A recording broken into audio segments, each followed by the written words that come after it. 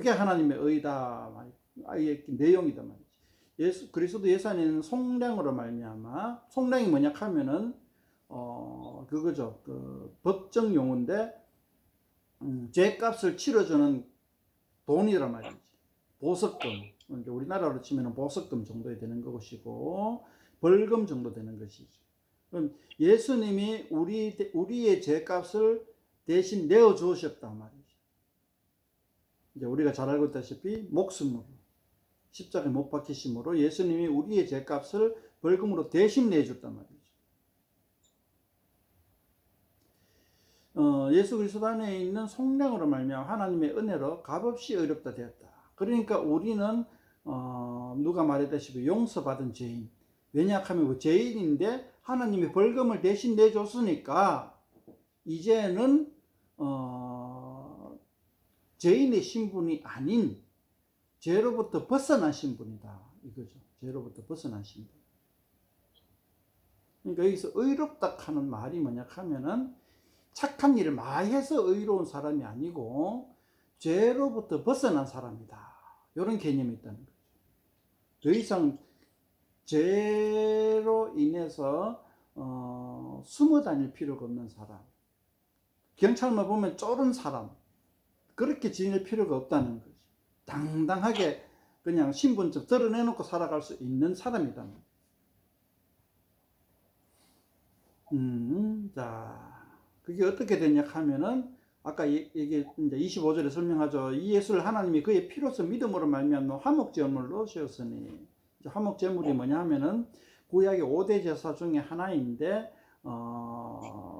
그 하나님과 백성 사이가 화목하게 된다. 원래 이제 백성이 죄가 있기 때문에 하나님의 진노 아래서 하나님 앞에 나아갈 수가 없는데 이제 화목제물로 드림으로 말미암아 이제 백성들이 하나님과 교제를 할 수 있도록 길을 터주는 제사가 화목제사. 그 화목제사에 쓰이는 것이 화목제물. 이 정도가 되는데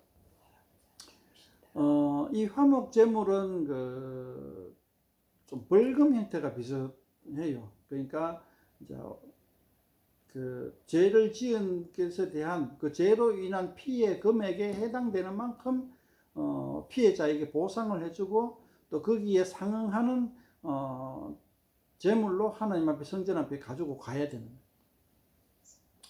이제 그런 어떤 그 화목 제물로 이제 예수님의 피를 갖다 화목 제물로 세웠다. 그러니까 하나님과 우리가 이제 하나님 우리 죄를 갖다가 이제 그 용서해 주는 그 과정에서 이제 예수님이 화목 제물로 쓰였다.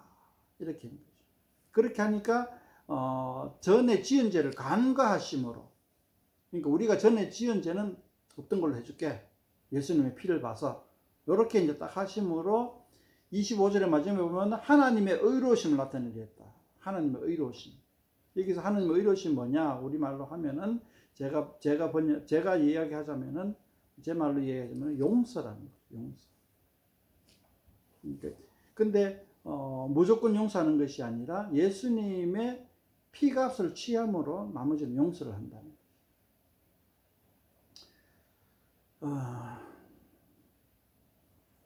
그렇게 해서 하나님이 26절에 보면 하나님의 의로우심을 나타내고 또한 예수 믿는 사람도 죄가 없다라고 이야기하려고 하는 것이죠.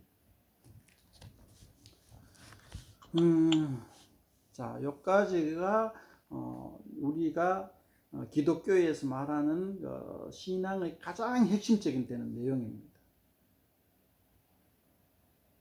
자, 근데 요것만 알고 있으니까 조금 부작용들이 있어요. 현대에 와서.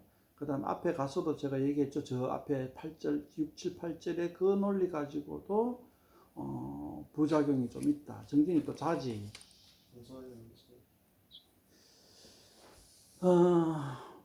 자, 그 부작용을 이야기하기 전에 27절부터 31절까지를 한번 봅시다. 그런 적 자랑할 때가 어디냐? 있을 수가 없다. 그런 적이 뭡니까? 그러니까 자랑할 데가 없다. 그죠? 그럼 이 말을 왜 합니까? 평소에 자랑을 하니까, 평소에 자랑을 해온 사람들한테 야, 우리가 이렇게 해서 예수 공동체를 이뤘는데 자랑할 게 뭐 있노? 이렇게 이제 얘기하는 겁니다. 그러니까 자랑할 데가 없으니까 자랑하지 말자, 이렇게 얘기하는 거예요.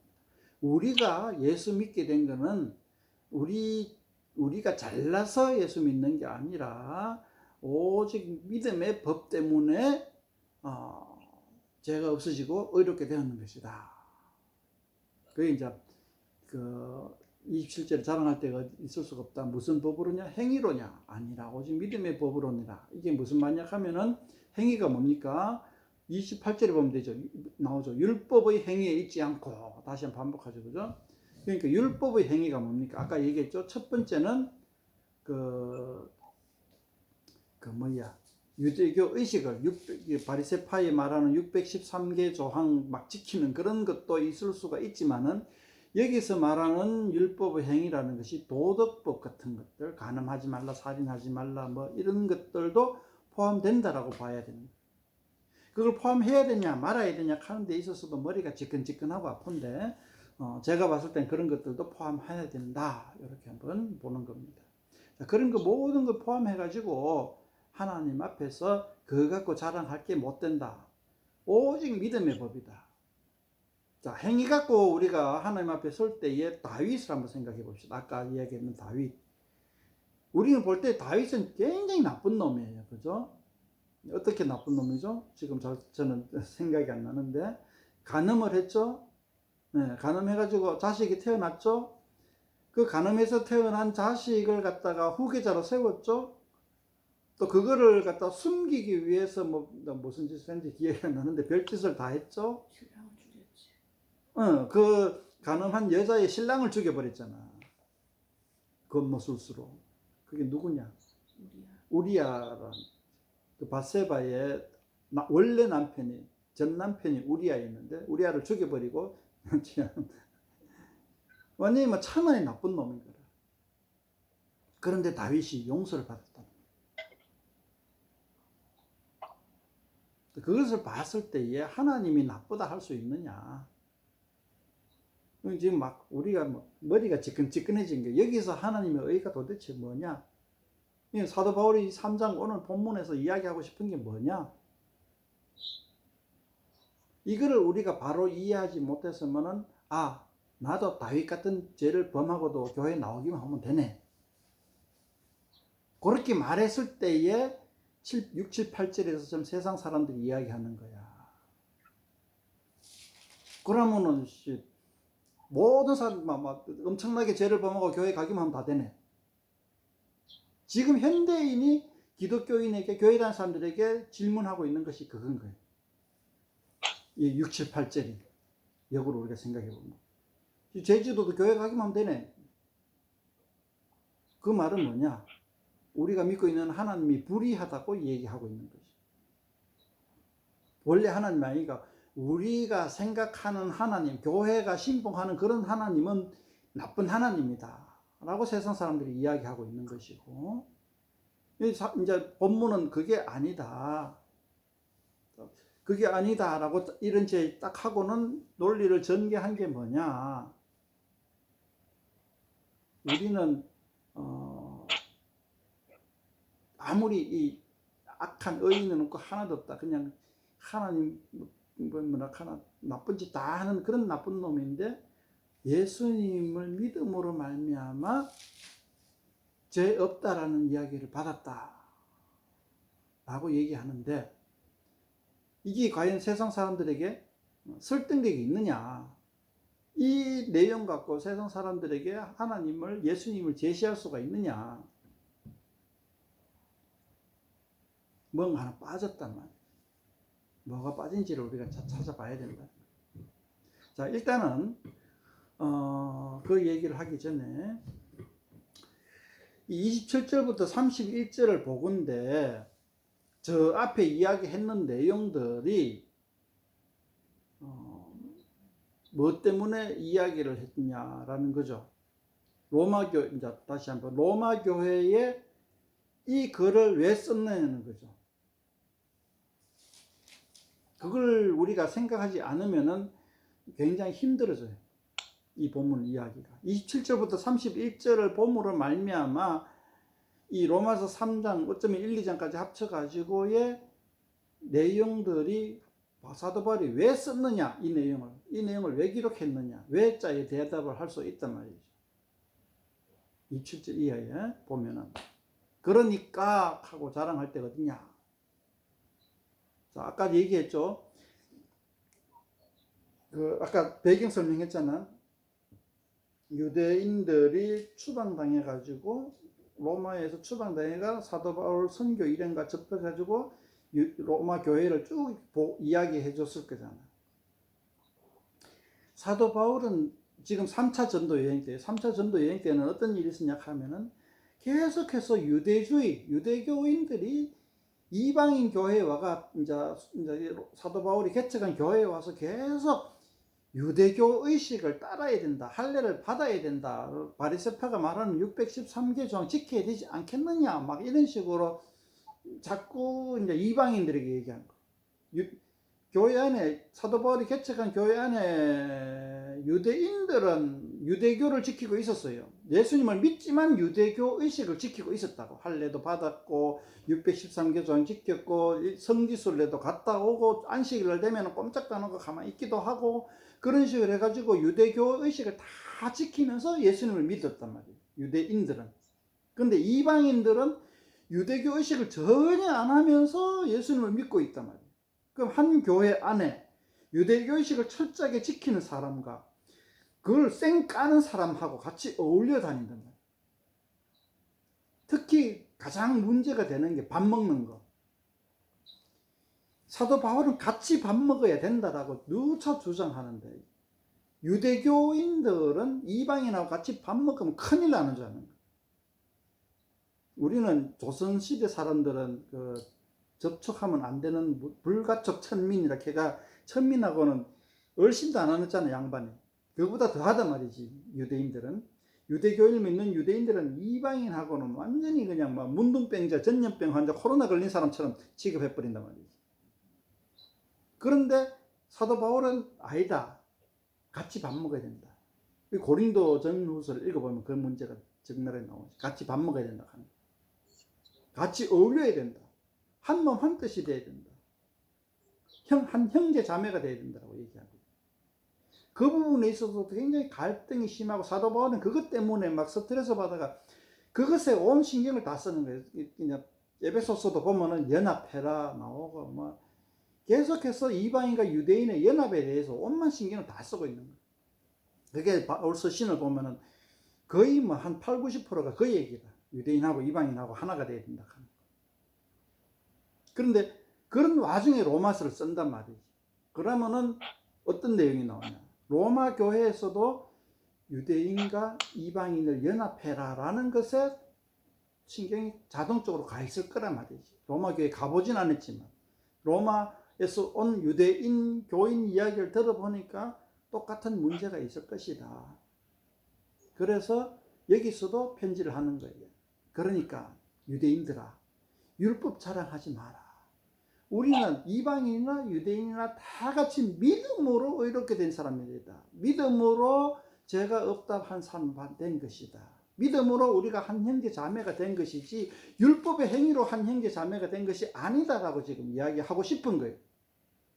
그래서 사도 바울은 믿음으로 우리가 하나가 형제 자매가 되었다라는 그 논리를 증거하기 위해서 이제까지 앞에서 쭉 설명해 온 겁니다. 우리가 죄인 되었는데 온갖 나쁜 짓 다 했는데 이 로마인들은 어차피 뭐 불의로 진리를 막는 사람도 있고 또 옳다하는 사람도 있고 또 뭐 약하나 또 뭐 어떤 남을 판단하는 사람 재판관에 앉아가지고 지도 똑같이 행하면서 남을 판단하고 있는 사람도 있고 또 거기에 비해서 그건 이제 로마인들이지. 유대인들은 율법을 가지고 있다라고 자랑하면서도 율법 막 어기는 놈들도 있고 또 나는 그래도 율법 잘 지킨데 하고 오늘 3장 9절에 있는 건 우리는 뭐 율법 잘 지킨데 하고 뻐기는 놈도 있고 그런데 그래봤자 다윗왕이 얘기한 것처럼 다 죄인이다. 우리는 이 교회 안에 한 형제 자매가 됐을 때 우리가 잘나서 들어온 거 아무도 없다. 다 죄인이다. 오로지 예수님의 피로 인해서 우리가 이 교회 안에 있는 것이다. 그러니까 쓸데없이 율법 같은 거 자랑하지 마라. 이 이야기를 하고 싶어서 이때까지 쭉 전개해온 것이 아닌가. 저는 이렇게 보는 거죠. 다시 한번 요약하면은 왜 이렇게 적었냐 하면은 우리 신앙이 19절에서 26절까지 이게 완전히 핵심 구절이다 하는데 이 핵심 구절을 왜 적었느냐? 우리의 행위나 우리 자신의 의를 드러내거나 막 자랑질하고 상대방을 폄하하고 나를 드높이고 하는 것을 막기 위해서라는 거죠. 근데 이거를 자랑하는 걸 막기 위해서 드러내놓는 하나님의 의, 예수 그리스도를 화목제로 세우시고 죄를 관가한 이 내용들이 오늘날 와서는 오용된다는 거죠. 오용된다. 그 오용을 하기 때문에 세상 사람들로부터 6, 7, 8절에 대한 질문을 받아가지고 대답을 못하는 궁색함에 빠져버린다는 거예요. 여기에 대해서 이제 우리가 세상 사람들에게 바르게 얘기해 줄 수 있고 우리의 신앙을 바르게 가질 수 있는 거는 로마서 뒤에 가면 계속 공부하면 나온다는 거예요. 제가 오늘 얘기하려고 하면 입에 거품 물 것 같고 뒤에 로마서를 계속 공부하면서 여기에 대해서 사도 바울의 참 그 속에 있는 참 뜻을 알게 되고 우리가 이 진리를 갖다가 오용하지 않게 되는 걸 우리 로마서를 계속 공부함으로써 알 수가 있다. 근데 이제 뒤에 보면은 간단하게 한번 살펴봅시다. 자, 어디냐? 자, 7장 24절 25절 한번 봅시다. 오호라 7장 24절 오호라 나는 공고한 사람이로다. 이 사망의 몸에서 누가 나를 건져내랴. 우리 주 예수 그리스도 말미암아 하나님께 감사하리로다. 건적 내 자신이 마음으로는 하나님의 법을 육신으로는 죄의 법을 섬기노라. 사도 바울의 굉장한 고뇌를 갖다 이야기하고 있어요. 고뇌를. 그러니까 굉장히 치열한 내적 싸움을 하고 있단 말이에요. 사도 바울이. 그러니까 우리는 이 구원받았다 하고는 내려놔 버려요. 그런데 사도 바울은 구원받았는데 굉장히 내적 싸움을 하고 있는 거예요. 죄와의 전투를 벌이고 있는 거예요. 그러니까 우리는 구원을 받았으므로 끝이 아니고 구원을 받았기 때문에 그 다음부터는 굉장히 치열한 싸움을 하는 거예요. 전에는 예를 들면 그 전에는 그래요.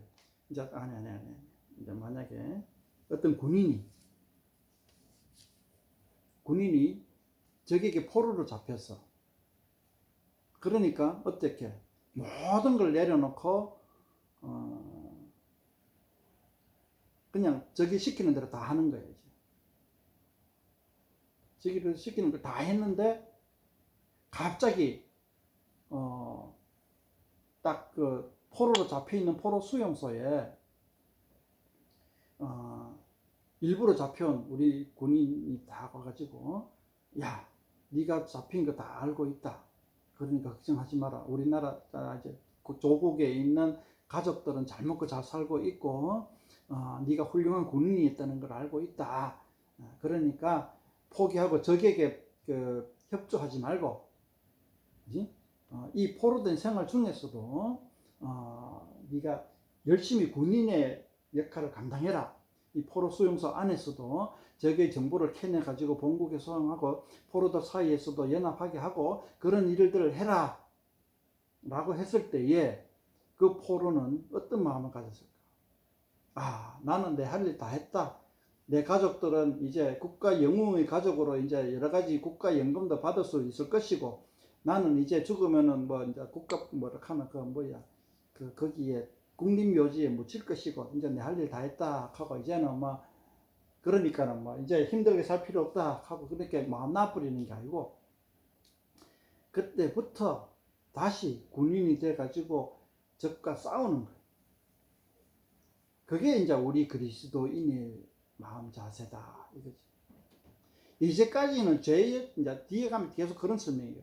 죄의 종이 돼가지고 캐세라 데세라 이왕 내가 뭐 죄인 됐는 거 하면서 뭐 이왕 마약에 중독되니까 뭐 완전히 막 갈 때까지 한 가보자 이게 아니고 딱 해보니까 나라에서 용서를 해준대. 마약 이때까지 마약 하던 거 다 없던 일로 해줄 테니까 지금부터는 마약과 싸워라 이거지. 우리는 지금부터 죄와 싸워야 된다.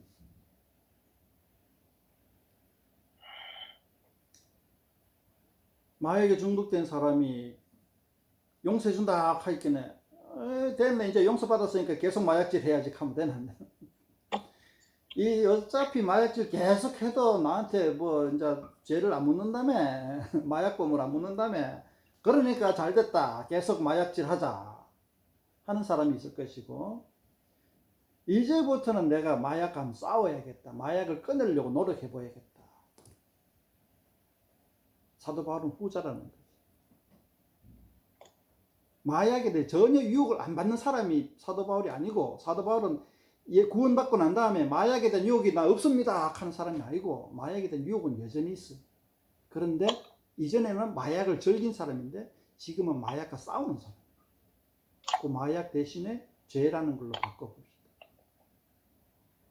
이전에는 우리가 죄를 즐기던 사람이었는데 용서받고 난 다음에 죄와 싸우는 사람이지 난 죄의 유혹을 안 받는 거룩한 사람이다 이게 아니라는 거야. 그런 논리로서 우리가 세상 사람들에게 이 3장의 내용을 이야기해 줄 수가 있다 이런 얘기입니다. 나중에 가면서 더 자세하게 이야기할 기회가 있을 겁니다. 시간이 많이 지났으므로 그냥 찬송가 부르고 질문 안 받고 넘어갑시다. 질문할 사람 있으면 꼭 해야겠다는 사람은 하시고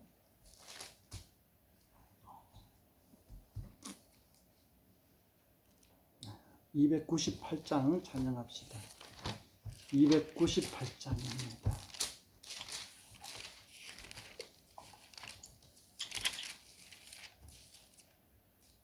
정진아 안 잔다며? 298장 298장 속죄하신 구세주를 내가 찬송하리